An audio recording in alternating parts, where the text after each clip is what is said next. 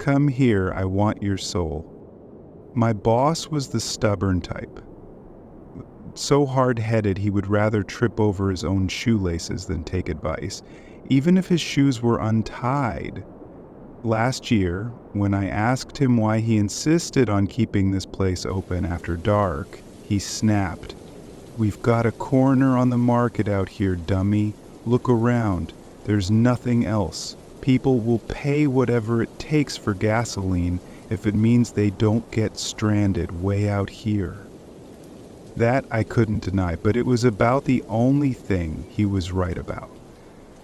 Even the most financially irresponsible person would know to close this place after sundown. I remember one night months ago when I sat for 6 hours without a single customer walking through the door. By my calculation, my boss would have to charge $1,000 per gallon to make any profit. But, as I said, he was stubborn. To compensate for the lack of business, he paid me next to nothing and kept the place in a terrible state. It didn't take much to figure out why the number one stop in the middle of nowhere for expired snacks and overpriced gasoline wasn't popular. Like it or not, though, this job was my only option.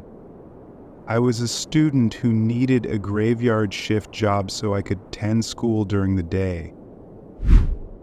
When I first started working at the Quick Stop about 1.5 years ago, it felt like hell. I've always struggled with boredom, but the monotony of this place could drive even a monk crazy. Eventually, I got smart and used the time to do homework, catch up on podcasts, or tackle creative projects. With no co-workers or boss around, it wasn't a bad setup. Sometimes. Tonight, though, wasn't one of those nights.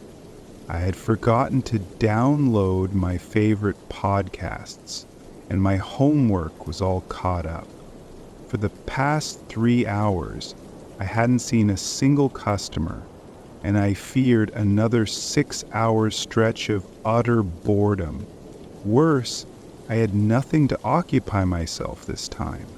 I cursed myself out loud for being so careless. Another 15 minutes crawled by before someone finally came into the gas station. A tall, well-dressed man entered and walked to the back corner of the store. Nothing unusual there. People often went straight to the freezers for beer. I silently joked to myself, "Geez, people need a drink the moment they set foot in this hole."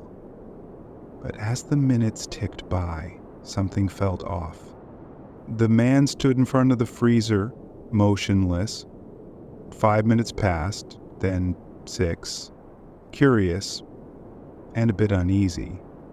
I called out, "Hey man, looking for some kind of craft beer.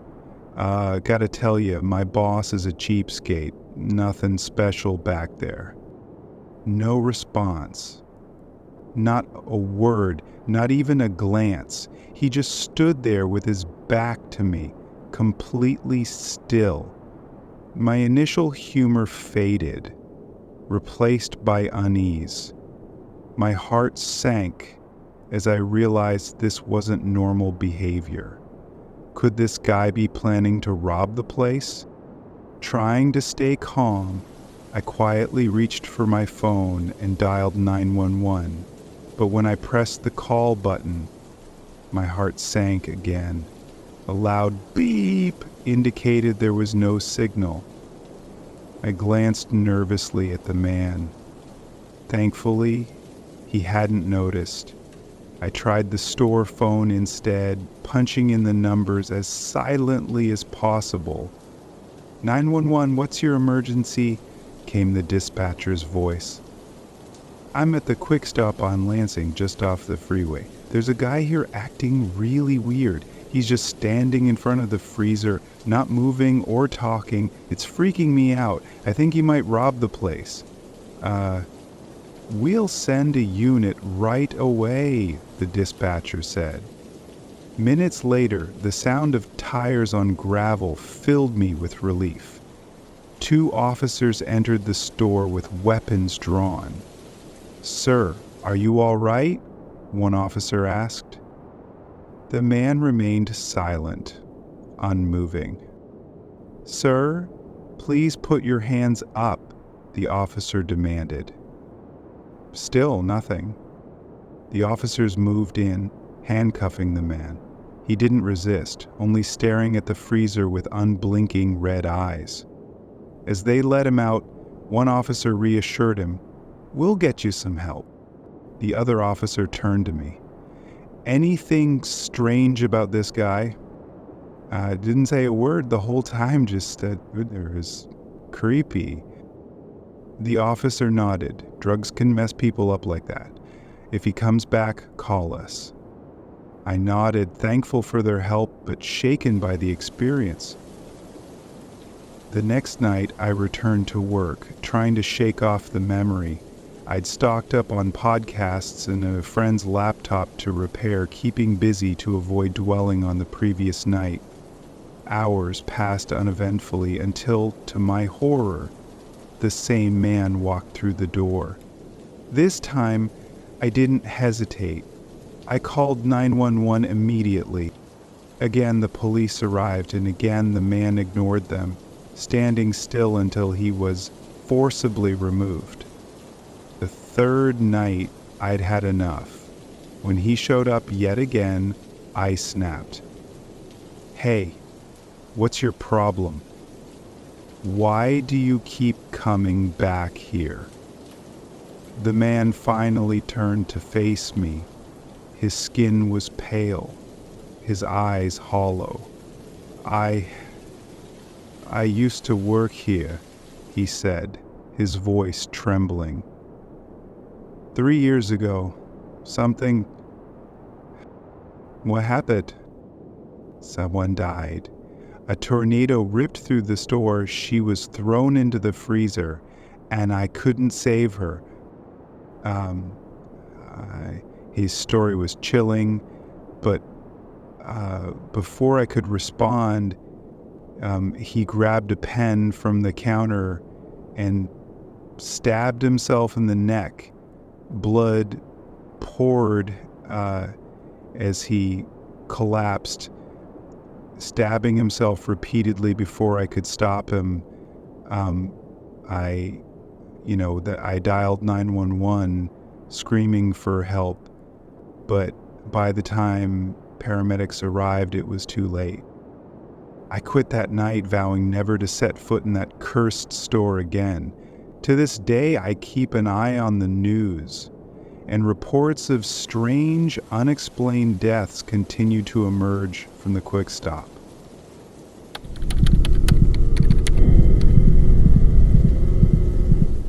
Desperation can drive people to unimaginable lengths. For me, it was the fear of losing my daughter, Danny. A life-saving medical treatment hung in the balance, and I lacked the money to make it happen. Insurance wouldn't cover it, loans were out of the question, and my job barely paid over minimum wage. I needed $5,000, and fast. My frantic search for a night shift job led me to a peculiar place, Shy's nighttime convenience and grocery. The small rundown store only operated from 8 p.m. to 4 a.m.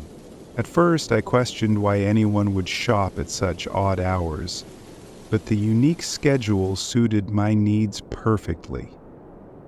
Hopeful, I approached the store. The manager, Benny, was a large, unsettling man with an artificial smile that strained his face. Despite the odd "Help Wanted" sign that read, "Help wanted, but not always needed," Benny offered me a job on the spot. The pay? An unbelievable $45 per hour with health and dental benefits, though notably no life insurance. The only caveat was signing a non-disclosure agreement before starting. That night, I began as a bagger under the watchful eye of a fellow employee, Lee. My first shift was bizarre but manageable. Customers purchased strange combinations of items: zip ties, sedatives, weapons, and even chemicals. One elderly woman, Marge, tried to lure me outside with promises of treats, but Lee's warning glance reminded me of the store's strict rule: never assist a customer outside. Over the weeks, I encountered unsettling incidents. Customers hinted at sinister activities, and the term Code Black came up repeatedly. Benny and the other staff seemed on edge whenever it was mentioned. One night, I witnessed a Code Black firsthand. A customer, belligerent and aggressive, threatened me. Security intervened, and what followed chilled him with brutal efficiency, eventually suffocating him with a plastic bag. His lifeless body was taken to the back room. By the end of my third week, I had nearly saved enough for Danny's treatment, but in my final week, things took a turn for the worse. A well-dressed man named Henry Jaspin arrived, requesting a special bag. His request, a body bag, activated another Code Black. Benny led Mr. Jaspin and me to the basement, a grim morgue filled with rows of body bags, each containing human remains. Jaspin selected a corpse, remarking on its suitability for his tailoring business. Terrified, I realized the true nature of Shy's nighttime convenience. The kanji on the store sign wasn't just decorative. It translated to death. The store was a front for sinister dealings, and I was complicit simply by working there. As I drove home that final night, my mind was a storm of fear and disbelief. Every shadow seemed to hold a pair of watching eyes. Mr. Shy's parting words replayed in my head. The cherry tree on your street is blossoming. You should take your daughter to see it. It was more than a suggestion. It was a chilling reminder that he knew exactly where I lived and that my daughter Danny could be within their reach if I made the wrong move. I thought about reporting them to the police, but who would believe me? A grocery store with body bags in the basement and customers requesting special bags? Even if they did, Mr. Shy's influence felt too vast, his reach too pervasive. If they had the power to openly run such an operation, then I couldn't begin to imagine what would happen if I exposed them. In the days that followed, I received no calls or follow-ups from the store. My paycheck arrived as promised, almost tax-free, a grim silver lining to a job that cost me my peace of mind. But even now, when I hear strange noises at night or see unfamiliar cars on my street, my pulse races. I know better than to dismiss my paranoia. I've started looking for other ways to make ends meet. For Danny's sake, I can't let fear rule my life, but I can't risk drawing attention to myself either. One thing is certain, my time at Shy's will haunt me forever. It was more than just a job. It was a glimpse into a world where morality had no place, and human life was just another commodity. I made a vow to myself. I will protect my daughter at all costs. Whatever I saw, whatever I endured, will stay buried in my memories. Shy's nighttime convenience and grocery isn't a story I'll share easily, and it's not a place I'll ever return to. But late at night, when the world is quiet, I can't help but wonder how many others like me stumbled upon that place thinking it was just a simple job, and how many of them never made it out alive.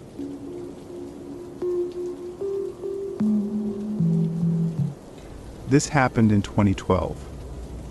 I was working as a construction worker, and we were remodeling this old hospital that had been closed down for quite some time. The place was built in the 1950s, and from what we were told, it had been shut down in the early 2000s due to a combination of funding issues and outdated facilities.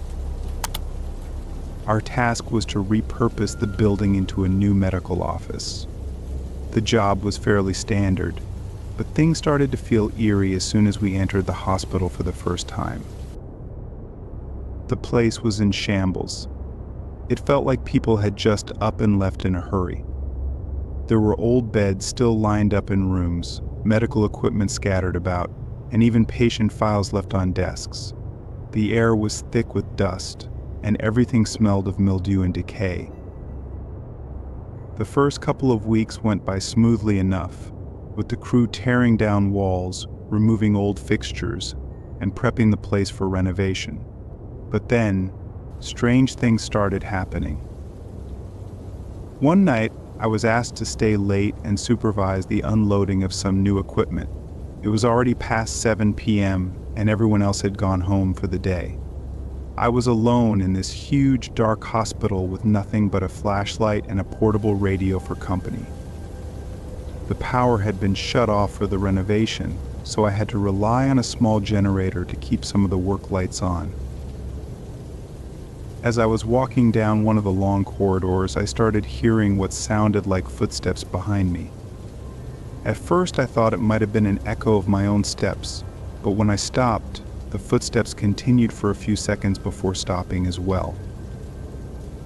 I turned around, shining my flashlight down the hallway, but there was nothing there, just darkness. I shrugged it off and continued with my inspection, but the feeling of being watched never left me.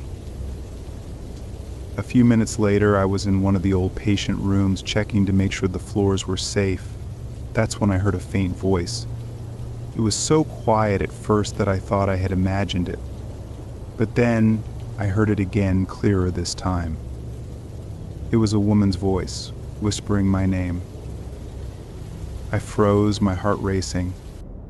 I looked around the room, shining my flashlight in every corner, but there was no one there. The voice came again, louder this time, as if it was right next to me. Help me. I bolted out of that room, not caring what I left behind. I ran down the hallway, past the rooms we hadn't touched yet, and made my way back to the front entrance. The footsteps followed me the entire way, but I never once looked back. By the time I reached the entrance, I was panting and sweating, even though it was the middle of winter. I quickly locked up and waited outside until the delivery truck showed up with the equipment. I didn't tell the driver what had happened. I didn't want to seem crazy. The next day, I told one of the other workers about what had happened. He gave me a strange look and then said, "You're not the first one to experience something like that." Apparently, several of the other workers had heard voices and seen strange shadows moving around the building, especially in the area where the old morgue was located. Some even claimed they had seen figures in hospital gowns wandering the halls late at night. The final straw for me came about a week later. I was working late again, but this time I wasn't alone. Another guy from the crew was there, and we were both finishing up some work in one of the patient rooms. We were packing up for the night when we heard a loud crash coming from down the hallway. It sounded like something heavy had fallen over. We both grabbed our flashlights and went to check it out, thinking that maybe some of the equipment had toppled over. When we got to the source of the noise, we found that an entire metal shelf had been knocked over. The weird thing was, the shelf had been bolted to the wall just a few days earlier, and it would have taken a lot of force to knock it down. There was no sign of anyone else in the building, and all of the doors were still locked from the inside. We quickly cleaned up the mess and got out of there as fast as we could. After that, I refused to work alone in that hospital. I told my boss that if he needed someone to supervise after hours, he could find someone else. Thankfully, the job was finished a few weeks later, and I haven't set foot in that place since. I still wonder about what I heard and saw that night. Was it just my imagination, or was there something more sinister lurking in that old hospital?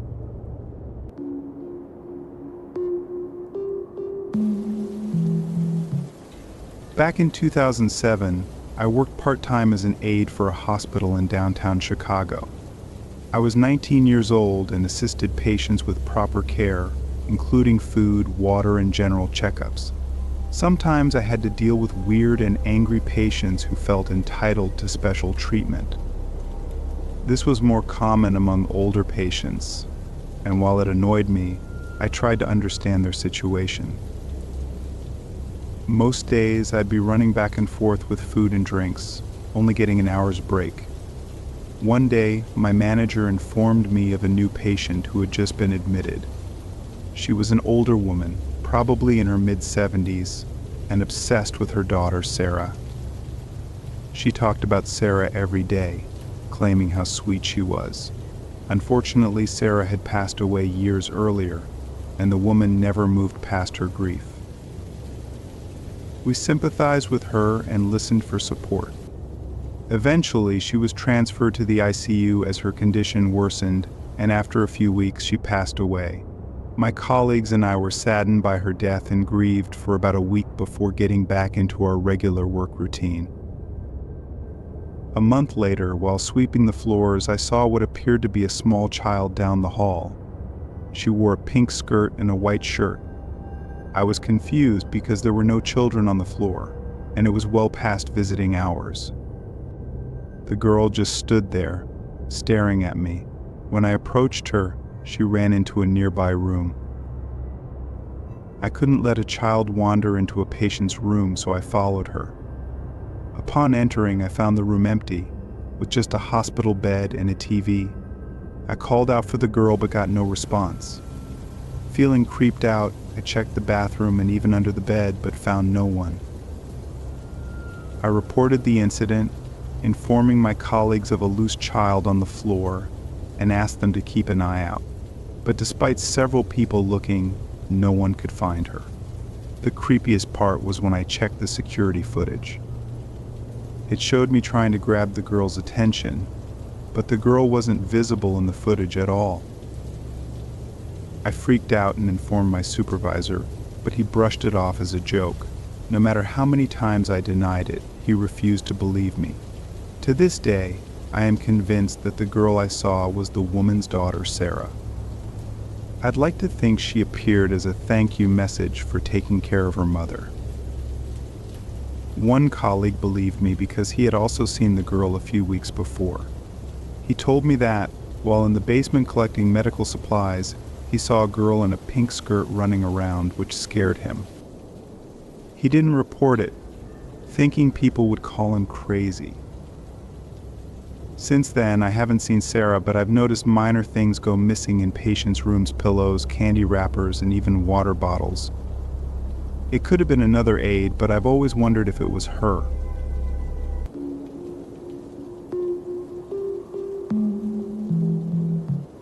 I've been working at a general hospital for about 6 years now. For privacy reasons, I won't disclose the hospital's name, but this took place in a not-so-great area of Philadelphia. Those who live in or have been around Philly will probably know what I'm talking about: drugs, high crime, and the constant sound of sirens several times a week. The hospital even had to hire police due to the gun violence that occurred around the area. I'm 35, and while my job is rewarding, it can be very stressful, often leaving me drained. I work security at the hospital, and my job takes me to the psych ward, morgue, and ER. My shifts are constantly all over the place, but the pay is good enough to keep a roof over my head. Given the hospital's location, our security contract often gets abused, making us do tasks we probably shouldn't be doing. One night, I received a call from the ICU about a patient who had recently passed away. I was responsible for bagging the body. The deceased was an older man, likely in his mid-60s. I didn't ask how he died, as that wasn't my concern. I put on my gloves, prepared the body, and placed him in the body bag. Just before zipping it up, I paused, staring at him. For some reason, I felt odd and uncomfortable. I had dealt with many bodies before, but this one made me feel deeply disturbed. After bagging the body, I dragged him down to the morgue, following procedure as instructed, and placed him in the freezer to await the funeral home. Hospital protocol requires us to stay in the morgue with the body until it's picked up.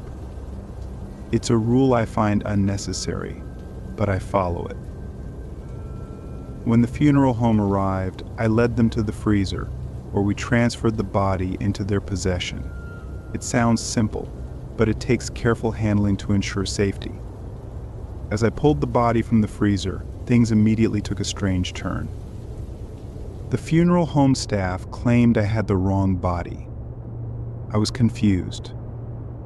There were only 2 bodies in the freezer, the one I had just pulled and a 16-year-old who had been hit by a train. There was no way I could have mixed them up. After some back and forth, the funeral home staff realized I did have the correct body. One of them looked at the tag, which clearly identified the man.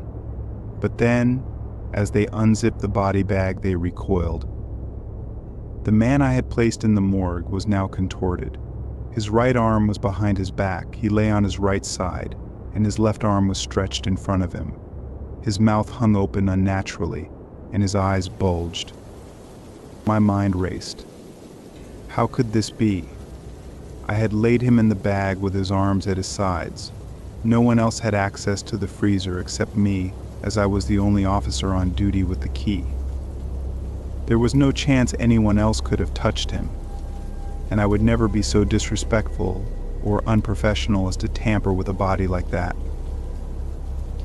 The funeral director began accusing me, asking how I could have left the body in such a state. I stood there silently as they zipped up the bag and left. I was written up by my head director for allegedly tampering with the body, even though I explained that I hadn't done anything. He didn't want to hear it. To this day, I am still haunted by the incident. It's simply impossible to know what actually happened, and I haven't been able to get over it.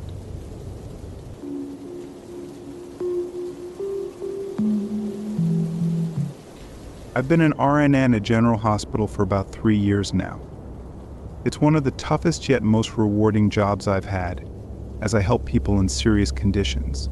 Most of the time, you'd be caring for patients and administering their medication. We've had several people come in on late nights complaining about fibromyalgia and other common conditions that could easily be treated at home. I'd often deal with these patients by giving them simple over-the-counter medication, assuming they had insurance. However, there were times when I had to treat patients who were in actual need. Treating these patients not only made me feel rewarded, but you also sometimes developed a bond with them. This story follows that same principle. One time, I cared for an elderly woman whose husband had just died and she had been admitted to the hospital for a severe bacterial infection. Her name was Kate, and she was the sweetest lady you could ever meet. She would always tell us stories about the animals she used to own. She loved animals and used them as a coping mechanism. Unfortunately, the hospital didn't allow any pets other than service animals, which made her profoundly sad. I felt terrible for her, as she remained kind to us despite everything she was going through. Over the past week or so, I developed an emotional connection with her. I made sure to show her extra attention because I truly cared for her. It was heartwarming, but as a nurse, It's my responsibility to be there for my patients. One day she looked at me with tears in her eyes and thanked me for all I had done for her. Her words shocked me and left me in disbelief because I realized what she meant. She passed away the next day, and I cried for nearly a week. The other nurses were sad, but not as much as I was, since I had been one of the people she truly cared for. Weeks went by, and I eventually moved on from her passing. She would occasionally pop into my mind, but being a nurse is a busy job, and I had to keep moving forward. One night I was speaking with a colleague at the front desk about a patient's chart when she asked me to get a piece of equipment from the basement. The basement is where we usually keep our equipment and other medical supplies. It's not common in most hospitals, but we had one here. It's rare for any of us to go down to the basement, so I knew we needed something important. I took the elevator down and turned on the lights. As soon as I stepped out, I got an eerie feeling. I had been in the basement many times before, but I had never felt like this. It felt like a sense of dread coming from somewhere, but I couldn't pinpoint where. To be fair, hospital basements are creepy, so I brushed off the feeling and continued down the hallway. I grabbed the equipment from one of the shelves when I could have sworn I heard footsteps behind me. They didn't sound like someone wearing shoes, but rather barefoot. I figured it was one of my co-workers trying to scare me. Instead of getting mad, I decided to catch them in the act. I walked out of the room and back into the main area, but I didn't see anyone. At some point I called out, "Hello? Anyone else in here?" as expected. I got no response, which only made me want to leave faster. I questioned whether the sounds were coming from the electrical panels. I hurried towards the elevator, and just as I was halfway there, I heard it clear as day, the voice of an old woman shouting my name from down the hall.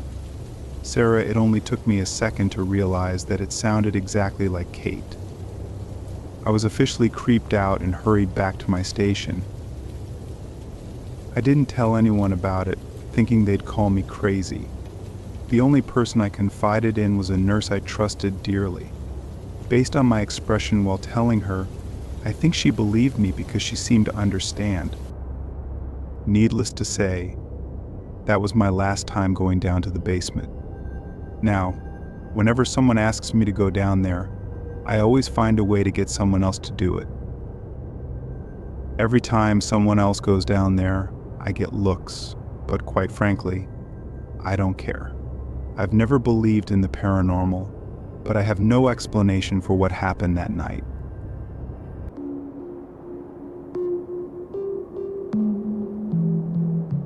I was barely old enough to understand how close to death I was because of the disease I had. Let alone, did I have a clue about what was about to happen to me during treatment. My mother took me to the hospital and told the doctors to do whatever they needed to save my life. They required a spinal tap before continuing treatment. The look on my mother's face when they said that told me everything I needed to know, despite the fact that I had no idea what a spinous tap was. I remember my mother pleading with the doctors to find some way to make the procedure less traumatic for me, but for some reason they couldn't put me under general anesthesia. Instead, they offered a new experimental treatment on humans, at the time intravenous ketamine. My mother had never heard of the drug before, and my father wasn't there. They explained that it was traditionally used as a horse tranquilizer, but had recently been approved for use in humans, even in pediatric care. Ever since, my mom swears up and down that's all they told her about it. Maybe it was a time-sensitive case, or maybe the doctors thought if they told her everything that was involved with being under the influence of the drug, she would refuse to let me have it, which in their minds would make the spinal tap harder to go through. Frankly, it boggles my mind that doctors would even consider giving ketamine to a child, but that's what happened.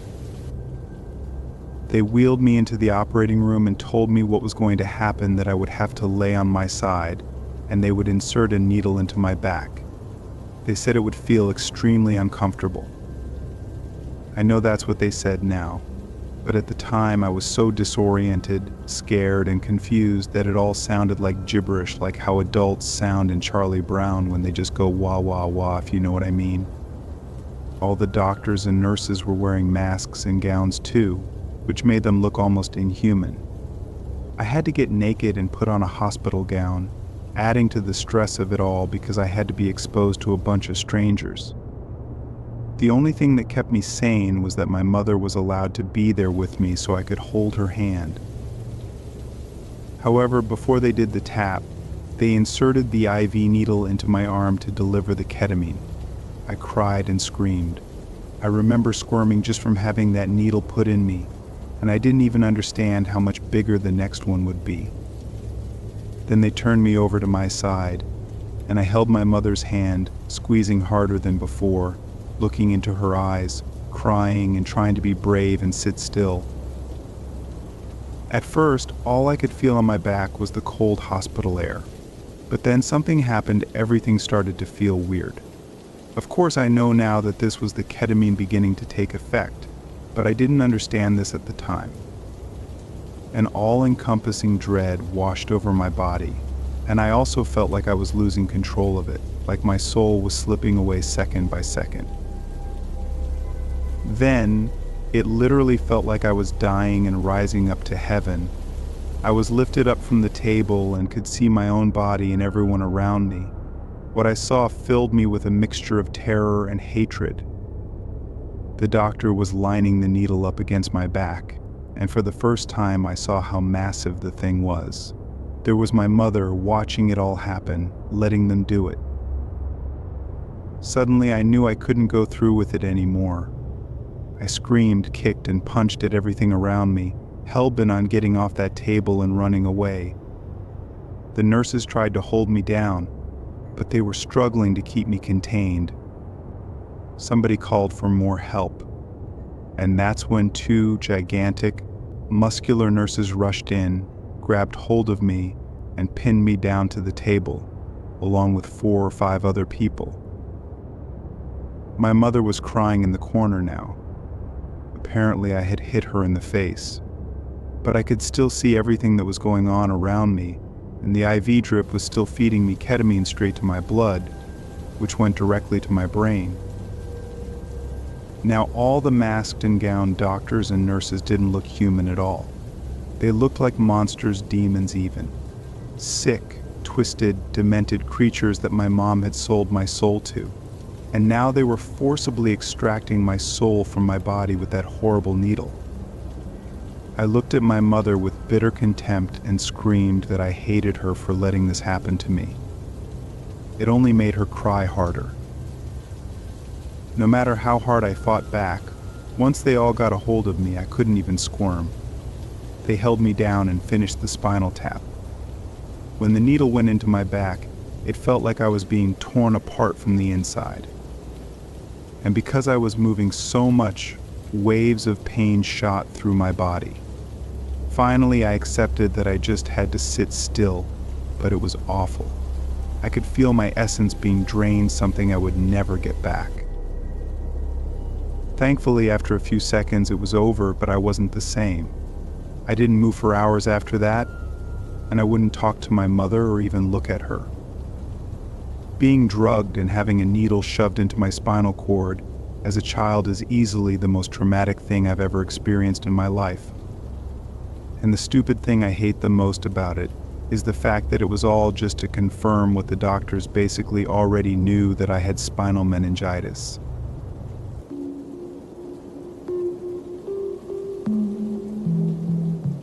When I was a teenager, there was an old abandoned hospital that had been built in the 1800s. It had long since been replaced and left to rot. The building couldn't be torn down as it was a historical site, but it also couldn't be repurposed. Ever since it was condemned, nobody took it upon themselves to be the caretaker of the place. Security was basically non-existent, so it became a rite of passage in my neighborhood to hop the fence on Halloween and explore the ruins. Finally, the time came when my friends and I got the bug, and we knew we were going to be the next to do it. We didn't even bother to wear costumes. Nobody wanted to go trick-or-treating or go to a party. The coolest party in town was me and my friends on the roof of the old hospital. All we needed to do was figure out a way up and avoid the numerous hazards along the way, the rumors of which were boasted about to a great extent by all the people who had already gone through it. From broken glass, rusty nails, and squatters, to trapdoors, collapsing ceilings, and even ghosts supposedly. Understandably, we were all a bit nervous but excited too. It was the coolest thing any of us had ever done. It seemed like there was even an entire path laid out for us by the people who had done it before. The door at the front entrance was already broken open, so we just stepped right inside, undeterred. Immediately on the first story was a triage center. It was too dark, even with our flashlights, to see very far down the hallway. A staircase was right there.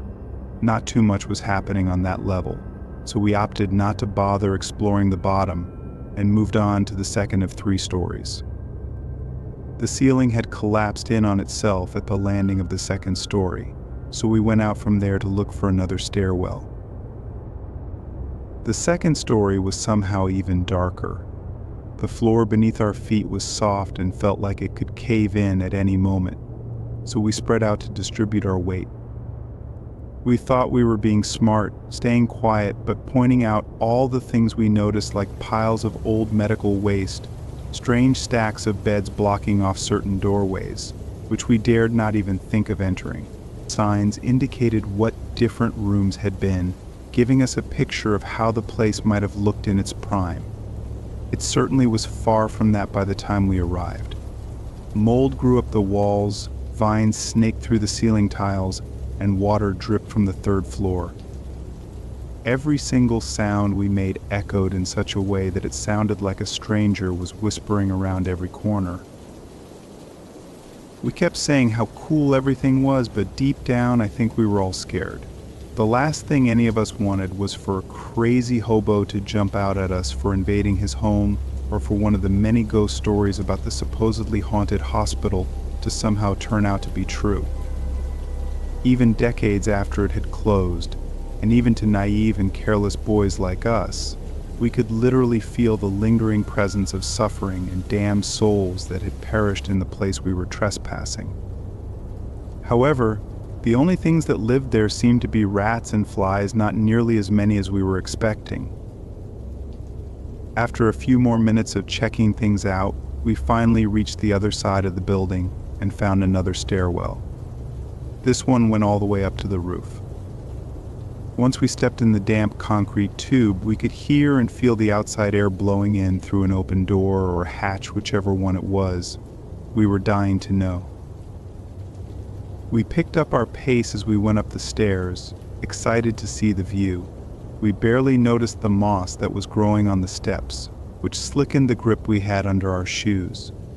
Finally, at the very top of the stairwell, there it was, the open door. At the landing before it, we all paused to take a mental image of the sight. As luck would have it, the moon was shining right through it. If any of us had brought a camera, it would have made a legendary photo. At last, it was only a moment of appreciation before we all wanted to finish our journey. Out of the 4 of us, I was the last in line at the stairs. A friend of mine was leading the pack as we all went up in single file. We were just seconds away. But then, the last thing we could have expected happened. Out of nowhere, a flurry of bats exploded from a nest that we hadn't seen. My friend at the top got startled, slipped on the moss, and fell back, causing a chain reaction that led us to all fall like dominoes. 3 of my friends landed on top of me, and my head crashed right onto the concrete. That's the last thing I remember before waking up in a real hospital. I had cracked my head right open. I fractured my skull, and my friends had to carry me all the way out of that abandoned wreck and get help for me. They had to tell me 100 times before I could finally accept that's what had happened. Sadly, it seemed that none of us managed to get to the roof of the abandoned hospital like we had hoped that night, but I'm glad I had good enough friends to help me out when I needed it. To this day, a lot of people don't believe me when I say that's exactly what happened and why I fell. They say bats don't stay in their nests at night, but I guess even nocturnal flying mammals like to sleep in sometimes. I'm not an expert, it's just what I saw.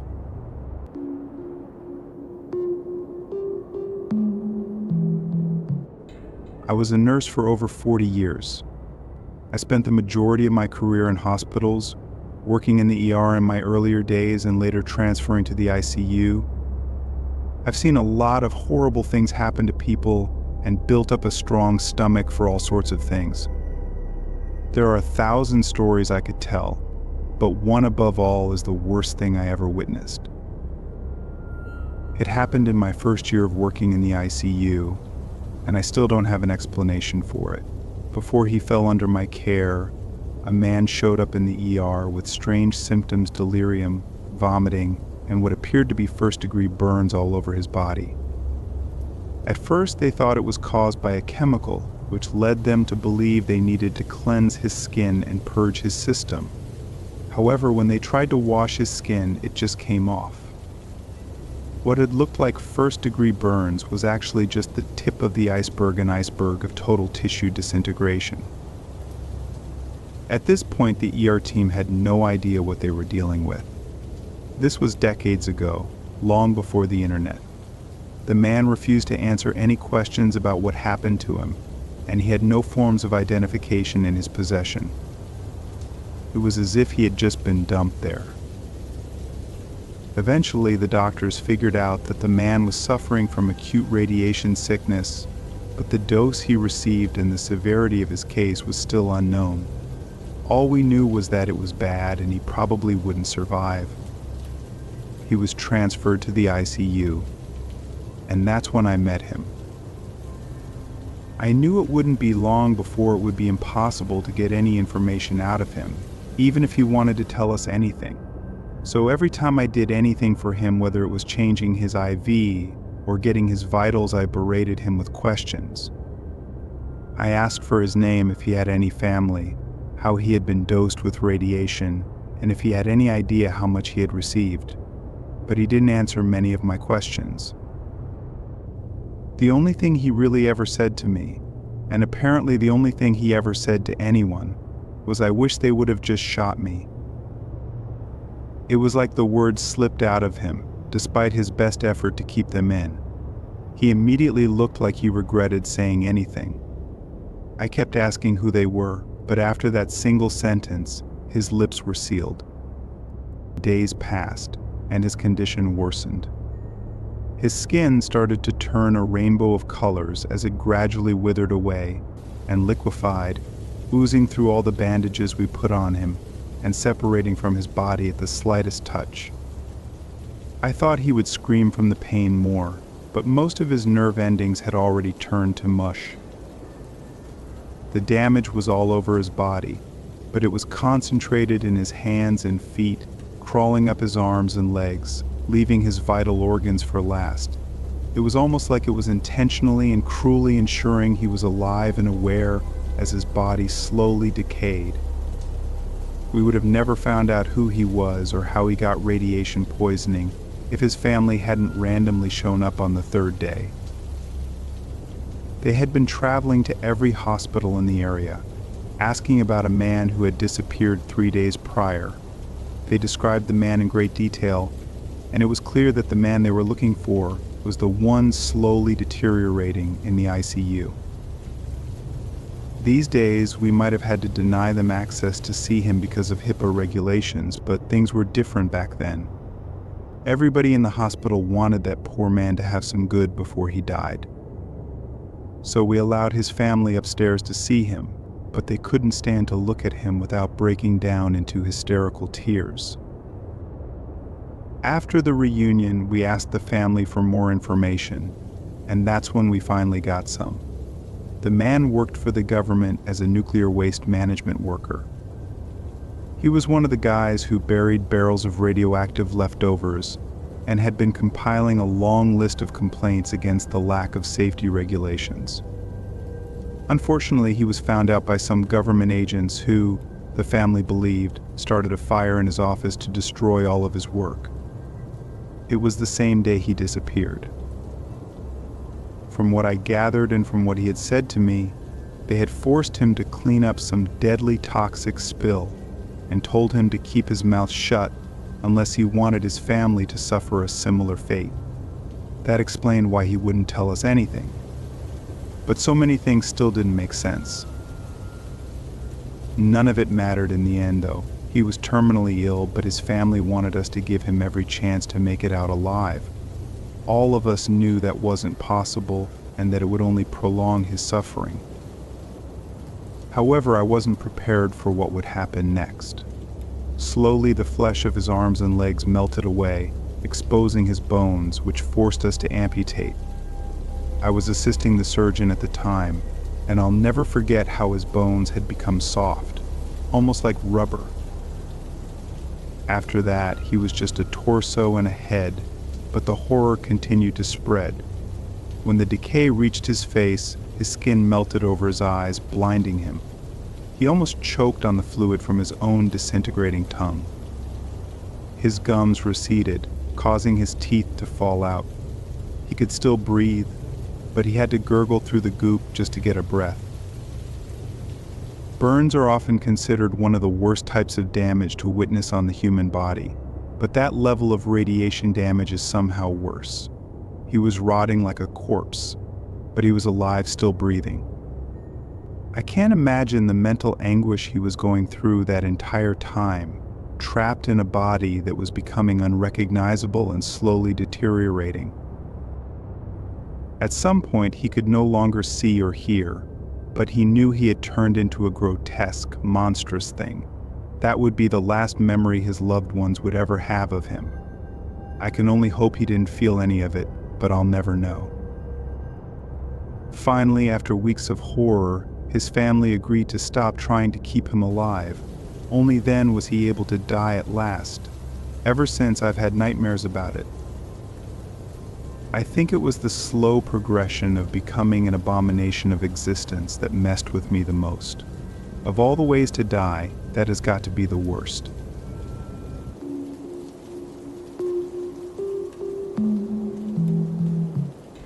I'm a registered nurse in a small to mid-sized rural emergency department, and I've been doing this job for about 4 years. One of the biggest challenges we faced is the prevalence of drug abuse and mental illness. I live in a middle ground city, not too big, not too small, surrounded by farmlands and tiny towns. Given the size of my city, we deal with a lot of substance abuse cases, primarily meth-induced. This is where I make my public service announcement for the love of God. Do not do meth under any circumstances. It will absolutely destroy your life. One thing people don't realize is that drug use can lead to mental illness. It's often a chicken and egg scenario whether the mental illness came first or if the drugs caused it. One night, one of our local EMS crews was called for a person experiencing drug-induced psychosis. The patient was brought into our psychiatric holding area, escorted by both EMS and local police officers. The moment I saw him, I could tell he was in full psychosis. He was in his mid-40s to mid-50s, unkempt, with gray hair, unshaven, and dressed in tattered, dirty clothes. He looked like the classic portrayal of a crazy homeless man from a movie. He was extremely paranoid and verbally hostile, convinced we were trying to harm him. We tried to de-escalate the situation without restraining him, but it became clear that wouldn't work. I spoke with the doctor, and we agreed to give him a shot of an antipsychotic. I prepared the syringe and headed back to the psych area. When I entered, there were several people already in the room with him, some of our ER staff, hospital security, and at least 3 or 4 police officers. The patient had calmed down slightly since I last saw him, but he still needed the shot to fully relax. As I approached him with the syringe, he grew paranoid again. After calming him down a bit more, I prepared to give him the shot in his right shoulder.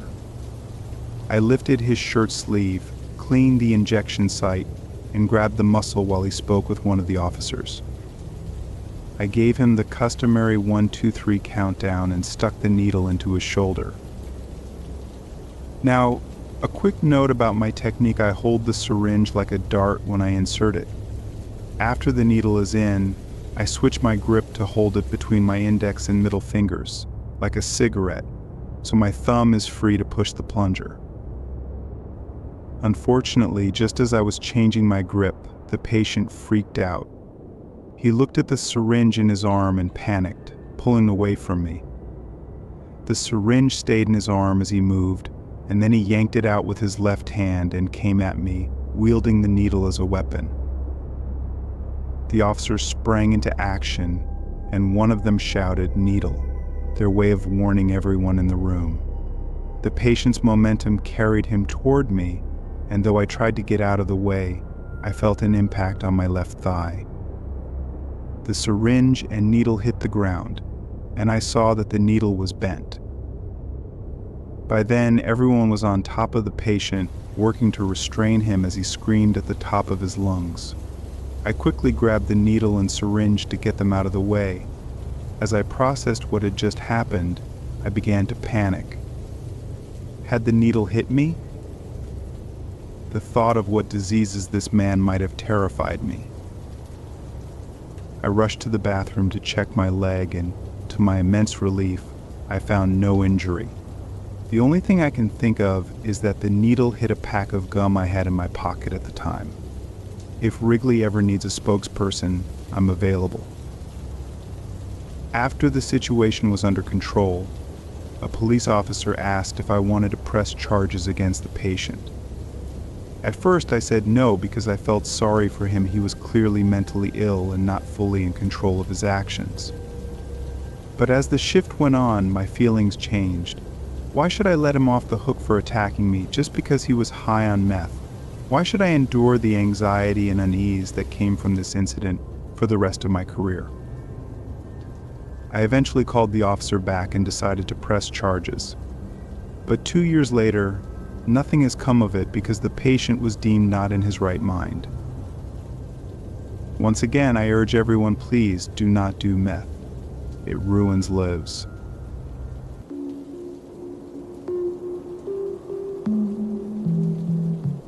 I'm a relatively new EMT. I've been doing this job for a little over a year. One of my most memorable calls so far was for a man who had died. The call came in as unresponsive male, possible DOA, which means dead on arrival. We arrived to find the scene eerily quiet. The man's wife was standing at the doorway, clearly distraught but not hysterical. She led us into their small bedroom, where the patient lay flat on his back on the bed. The man looked like he'd been dead for a while. His skin was ashen, his mouth gaped open, and there was the unmistakable odor of decay filling the room. I remember it was one of those cases where the scene just didn't feel right from the beginning, and the hairs on my arm stood up almost immediately. I glanced at my partner, and he had the same look on his face, as if we both sensed something was off. We approached the patient to check for signs of life, although it seemed pretty clear that the man had been gone for some time.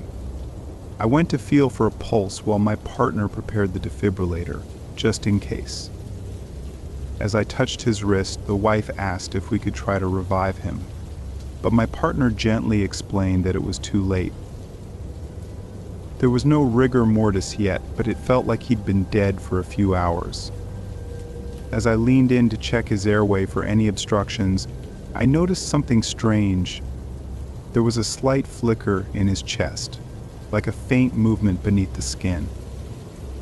I thought maybe I was imagining it, or it was just a post-mortem muscle spasm, which isn't uncommon.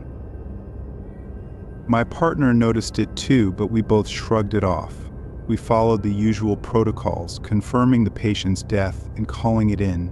The wife, still standing at the doorway, seemed to accept the situation calmly, which in itself was unusual. Typically, there's more of an emotional outburst, but she just stood there, staring at the body. As we packed up our gear and prepared to leave, the room became unbearably heavy. I don't know how to describe it, but the atmosphere felt thick, like the air was pressing down on us. As we were about to step out, we heard a loud gasp come from the patient. Startled, we turned around, only to see his chest rise and fall slowly at first, then more rapidly, like he was struggling to breathe. My partner and I froze, unsure of what was happening. It was impossible for him to be alive after the condition he was in. We immediately ran back to the bed, checked for a pulse, and this time we found one. His heart had restarted out of nowhere. We scrambled to get the oxygen mask on him, our hands shaking from the shock and confusion.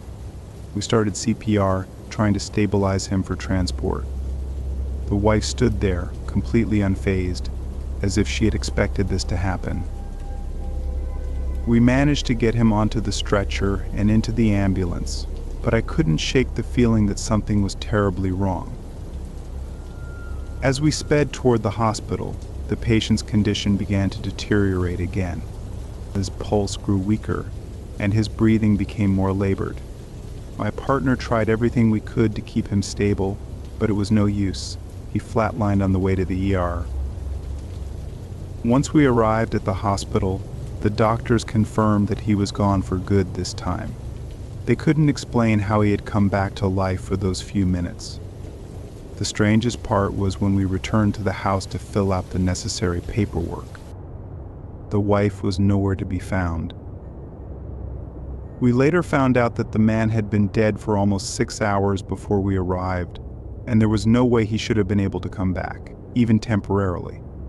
To this day, I can't explain what happened during that call. It was like something out of a horror movie, and I still get chills thinking about it.